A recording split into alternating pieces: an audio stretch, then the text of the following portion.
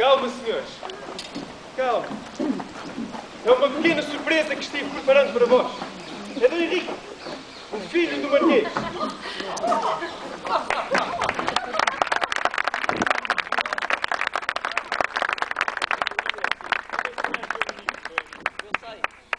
Bom, declaro inaugurada a Casa da Pesca.